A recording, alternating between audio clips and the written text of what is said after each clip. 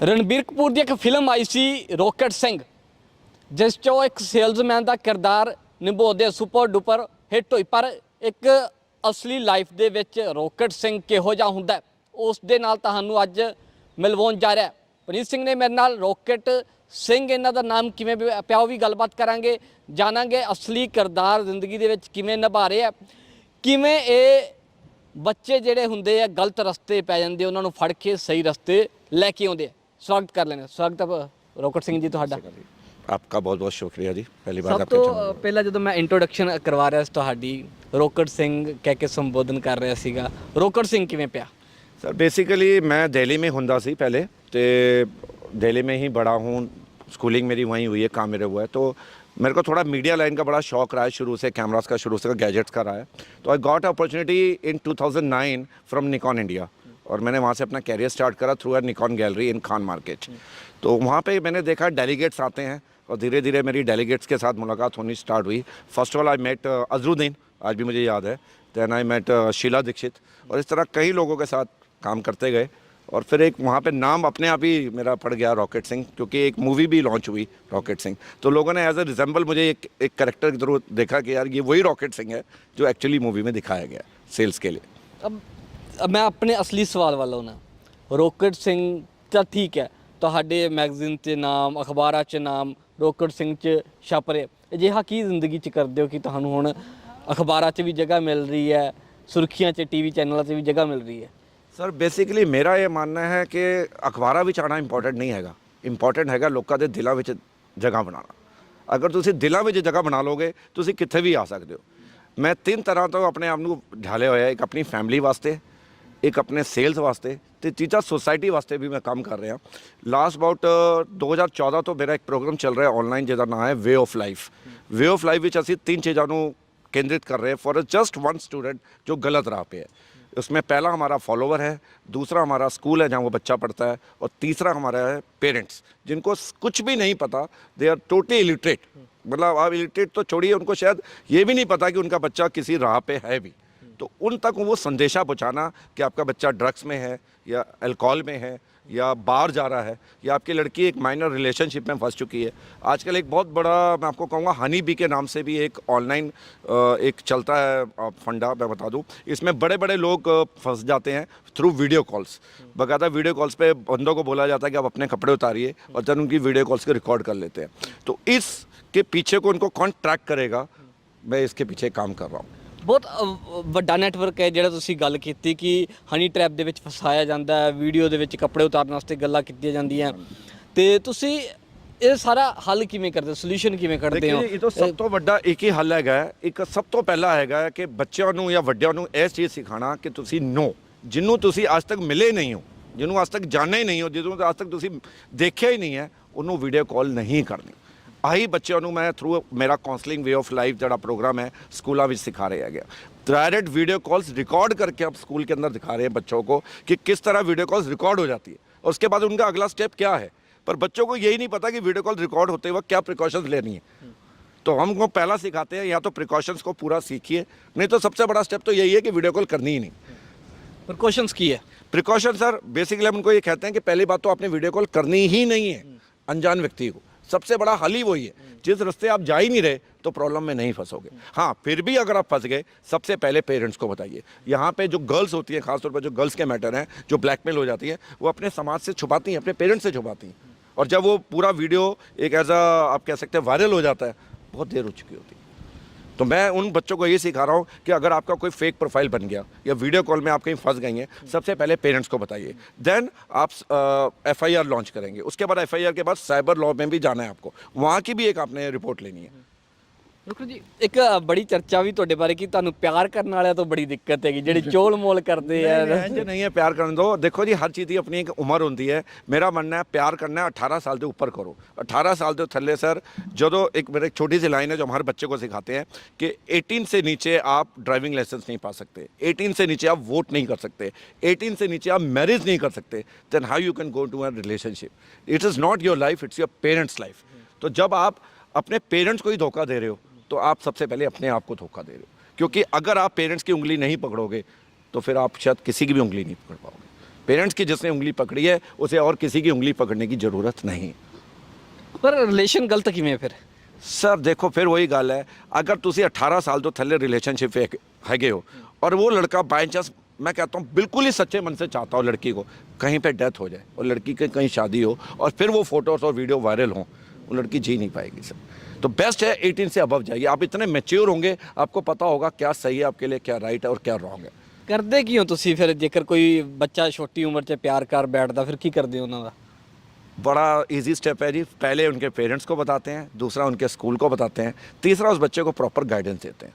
उसको कहते हैं बेटा अभी आपकी पढ़ने की उम्र है, अभी आपकी सीखने की उम्र है। मैं हर बच्चे को ये कहता हूँ, हर बच्चा डॉक्टर, इंजीनियर या वकील नहीं बन सकता। ज़िंदगी जीने के दो तरीके हैं, या तो एजुकेशन या टैलेंट। एजुकेशन भी आगे लेके जाता है, टैलेंट भी आगे लेके जाता है। अगर मैं कहूँ हर बच्चा डॉक्टर बन जाएगा तो डॉक्टर वाले को खाना भी खाना कहीं अच्छे 5 स्टार होटल में, उसके लिए शेफ़ चाहिए। उसी इंजीनियर को एक अच्छा स्पोर्ट्स देखना है तो उसके लिए एक अच्छा खिलाड़ी चाहिए जो कहीं जाके खेलेगा। तो वो कौन सा बच्चा निकलेगा? वो टैलेंट वाला निकलेगा, वो एजुकेशन वाला नहीं निकल सकता। अगर सचिन को कहते कि भैया तू पढ़ता रहे, 10वीं कर पास, 11th पास कर, तो शायद आज हमें गॉड ऑफ क्रिकेट ना मिलता। तो ज़िंदगी जीने के दो रास्ते हैं, एजुकेशन, टैलेंट। मैं हर बच्चे को कहता हूँ अगर आप पढ़ाई में कमज़ोर हैं, अपनी खूबी को देखो, आप उसको निखारो। ਪਰ ਫਿਰ ਲੱਭਦੇ ਕਿੱਥੋਂ ਵੀ ਉਹ ਬੱਚੇ ਜਿਹੜੇ ਪਿਆਰ ਦੇ ਵਿੱਚ ਹੁੰਦੇ ਆ, ਡਰਗ ਦੇ ਵਿੱਚ ਹੁੰਦੇ, ਕਿਵੇਂ? साढ़े 3 रास्ते है जी इधे वास्ते भी। पहला रास्ता तो पार्क में है या सड़क पे चलते हुए मैं निगाह रखता हूँ कौन सा, क्योंकि जो बच्चा स्कूल जा रहा है उसकी एक अलग चाल है, जो स्कूल नहीं जा रहा उसकी एक अलग चाल होती है। आपने 90% देखा होगा जिन लड़कियों के ड्रेसेस चेंज हैं, जो बैग में घर के कपड़े छुपा के घर से निकलती हैं और फिर ड्रेस चेंज कर लेती हैं, सब कुछ चेंज हो जाता है, जूते तक चेंज हो जाते हैं, एक चीज़ चेंज नहीं होती, वो है बालों का रिबन। और ऑन दैट मोमेंट वो लड़की बैग नहीं उठाई होती, साथ में जो लड़का चल रहा था वो बैग उठा के चल रहा था। जिस बच्चे ने स्कूल जाना है वो लड़की बैग उठा के चलती है। पहला पॉइंट तो वहाँ से पकड़ते हैं। दूसरा है पार्क में।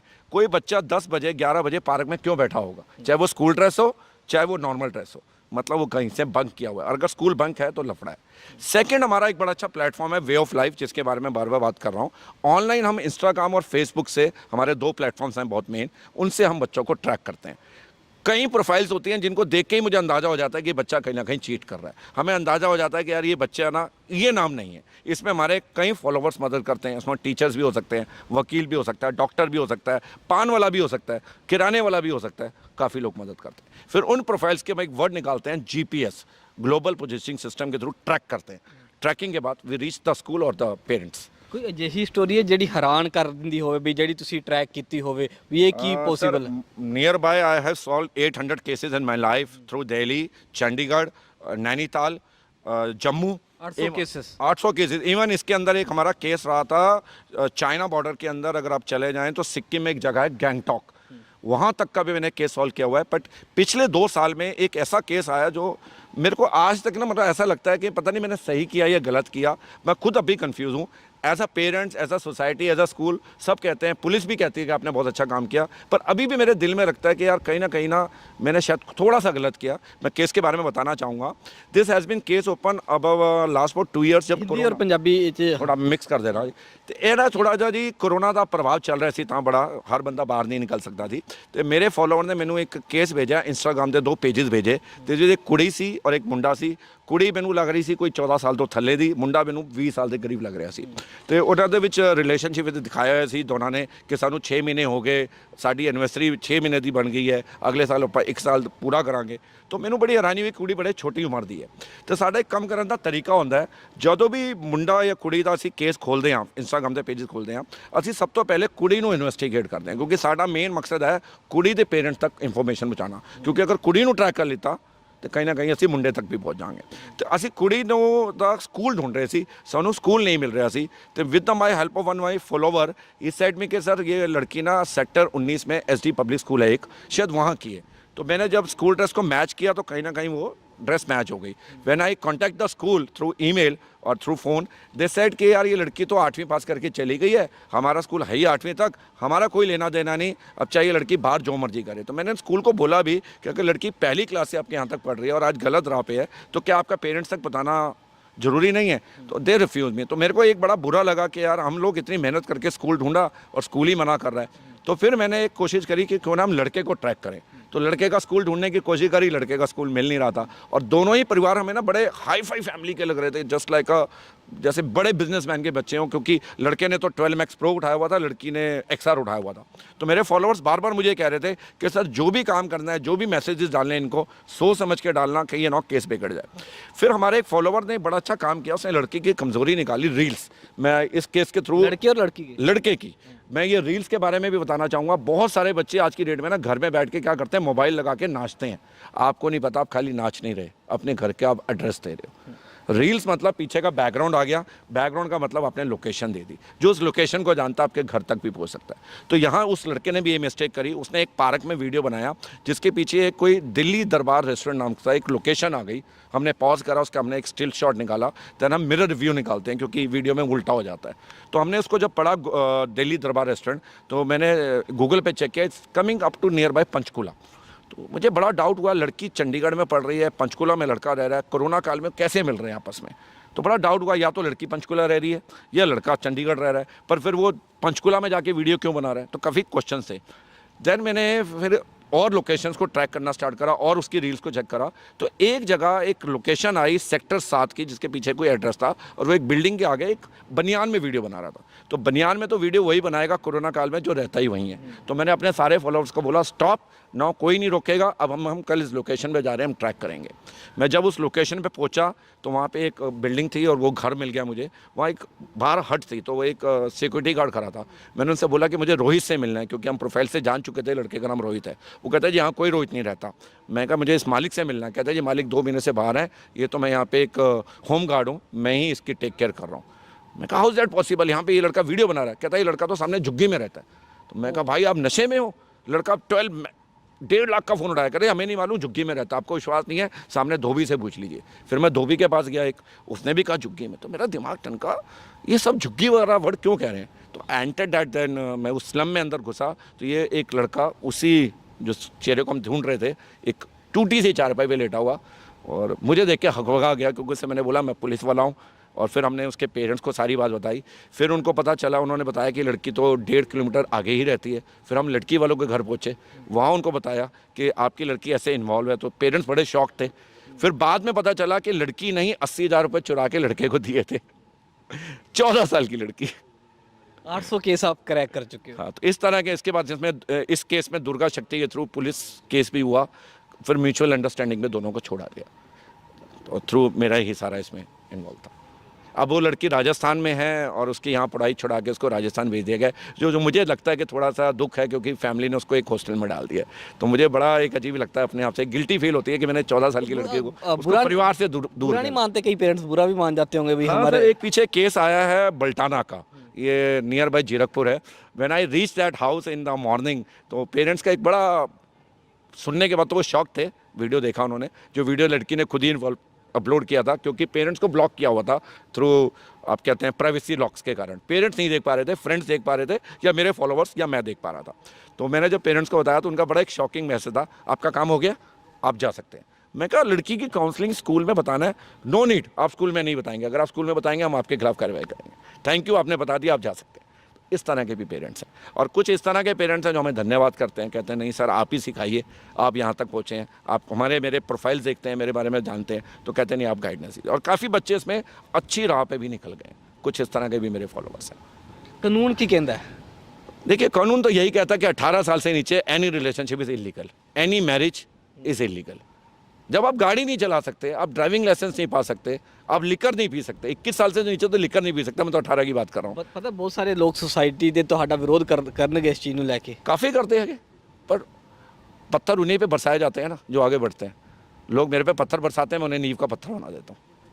यही ज़िंदगी की कला है मेरी ज़िंदगी। लोग पत्थर बरसाएं, मैं उन पत्थरों को नींव का पत्थर बना। ਬੱਚੇ 9ਵੀਂ 10ਵੀਂ 11ਵੀਂ ਤੱਕ ਸਕੂਲ ਜਾਂਦੇ ਆ, ਉਹ ਵੀ ਗੁੱਸੇ ਦੀ ਨਿਗਾਹ ਨਾਲ ਦੇਖਣਗੇ, क्योंकि काफ़ी हैं। अभी मैं आपको एक बिलीव करता हूँ, एक छोटा सा और केस है। मैंने जस्ट आई वाज क्रॉसिंग 38, तो सामने पार्क में मैंने एक स्कूल गर्ल को स्कूल ड्रेस के अंदर लड़के के साथ इन्वॉल्व देखा, और जब मैं उनको पकड़ने के लिए उनका वीडियो बना रहा था तो लड़का और लड़की दोनों भाग गए, स्कूल बैग वहीं रह गया। आप बिलीव करेंगे, मैंने अगले दिन वो स्कूल बैग कितने बजे अपलोड करा है सुबह उनके घर पे? 5:30 बजे। उसका एक रीज़न था, मैं अपनी सेफ्टी चाह रहा था। था, क्योंकि वो लड़के निकले आई थिंक डड्डू माजरा के। तो डड्डू माजरा में जो जिस तरह के स्लम वाले लोग रहते हैं, तो मेरा एक सोच का मेरे दिमाग में आया कि 5:30 बजे दूंगा तो लड़का सुबह 5:30 बजे नहीं उठेगा। हो सकता है लड़की का परिवार जागा हो, क्योंकि शॉक टाइम बैग नहीं है, लड़की ने घर जाके बताना है मेरा बैग कहाँ चला गया। तो उसने खाली यही बताया घर जाके कि मेरा बैग तो कोई उठा के ले गया, ये नहीं बताया कि क्यों उठाया। When I showed the video इन 5:30 बजे सुबह पेरेंट्स को दिखाया, शॉक थे पेरेंट्स, जबकि मैं वहाँ में चाय का कप पीकर आया हूँ, क्योंकि उन्होंने कहा आपने हमारी बेटी को सही किया, आपने जो किया। ये पेरेंट्स के वर्ड्स थे। पर 5:30 बजे इसलिए गया, अपनी सेफ्टी थी। उन्होंने भी पूछा इतनी जल्दी क्यों आए, मैं कहा जी अगर मैं 8 बजे आऊँगा लड़का तो बाहर ही कहीं ढूंढ रहा होगा मुझे। डर नहीं लगता? देखो जी, डर के आगे जीता है, अब तो आदत हो गई है। 2014 से 2017 तक मैंने दिल्ली में किया है, 2017 से यहाँ चंडीगढ़ मोहाली में कर रहा हूँ। अवार्ड भी मिले हैं? देखिए अवार्ड नहीं होता, देखो मैं फिर अगेन कह रहा हूँ, दिल में जगह बना ली लोगों की, वही अवार्ड है। ਤਾਂ ਰੋਕਟ ਸਿੰਘ ਆ ਕਹਿੰਦੇ ਦਿਲਾਂ 'ਚ ਜਗ੍ਹਾ ਬਣਾਉਣੀ ਹੈ, ਆਪਣੇ ਵੱਲੋਂ ਕਹਿੰਦੇ ਨਸ਼ਾ ਵੀ ਛੁਡਾ ਰਹੇ ਹੈਗੇ ਆ, ਜਿਹੜੇ ਨਸ਼ੇ 'ਚ ਡਰਗ 'ਚ ਚਲੇ ਜਾਂਦੇ ਆ, ਪਿਆਰ ਦੇ ਚੱਕਰਾਂ 'ਚ 18 ਸਾਲ ਤੋਂ ਘੱਟ ਉਮਰ 'ਚ ਪੈ ਜਾਂਦੇ ਆ, ਮਾਪਿਆਂ ਨੂੰ ਝੂਠ ਬੋਲ ਕੇ ਕਿ ਅਸੀਂ ਸਕੂਲ ਚੱਲੇ ਆ, ਕਿਧਰੇ ਹੋਰ ਗਲਤ ਰਸਤਿਆਂ 'ਤੇ ਚਲੇ ਜਾਂਦੇ ਆ, ਤੇ ਉਹਨਾਂ ਨੂੰ ਸਹੀ ਟਰੈਕ ਉੱਪਰ ਲਿਆਉਣ ਦਾ ਕੰਮ ਰੋਕਟ ਸਿੰਘ ਕਹਿੰਦੇ ਮੈਂ ਕਰ ਰਿਹਾ ਹੈਗਾ।